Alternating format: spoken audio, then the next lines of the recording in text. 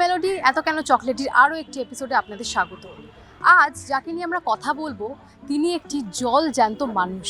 ভাবতে পারছেন তার কথায় নাকি টলিউডের শেষ কথা। তিনি নাকি টলিউডে মাফিয়া রাজ চালাচ্ছেন। আই এম সো সরি, চালাতেন, কারণ এই মুহূর্তে তো তিনি জেলে, তিনি গ্রেপ্তার হয়েছেন। বলুন তো কার কথা বলছি? ঠিক ধরেছেন, স্বরূপ বিশ্বাস। তাই জন্য এই মুহূর্তে বলা হচ্ছে টলিউডে নাকি এখন স্বস্তির নিঃশ্বাস, সবাই নাকি শান্তিতে কাজ করছে, কারণ যিনি মাফিয়া রাজ ছিলেন তিনি তো এখন জেলে। আসুন আজকে কলাকুশলীরা কী বলছেন, কতটা স্বস্তিতে কাজ করছেন তারা টলিউডে, সবটা আপনাদেরকে শোনাবো, তাদের মুখ থেকে শুনে নেবো। আসুন দেখুন তো এই ছবিটা আপনারা চেনেন? আমি আগে দেখিয়ে দিই একটুখানি। এনাকে আপনারা চেনেন? এ তো চেনার কিছু নেই, ইনি তো আমাদের বাংলা চলচ্চিত্রের বেতাজ বাদশা ছিলেন। অবিশ্বাস বাবু হয়ে গেছেন আমাদের মধ্যে।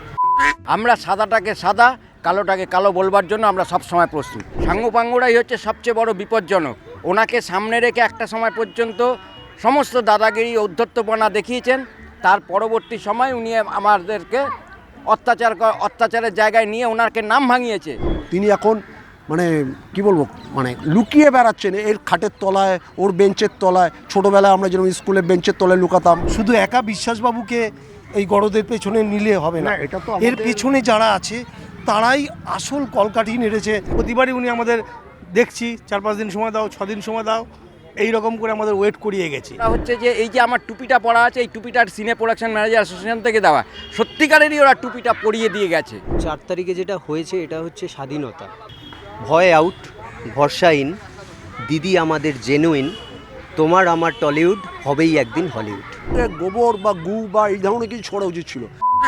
বাবাই, নিরূপম দে, হাসান, স্বপন মজুমদার, রাজীব পাল, রবি, তারপর বাপি মালাকার। তো আমি চাই এরাও এই শাস্তিটা পাক। আমরা জানি এর একটা সুষ্ঠু ব্যবস্থা হবে, লিডারশিপটা থাকবে না।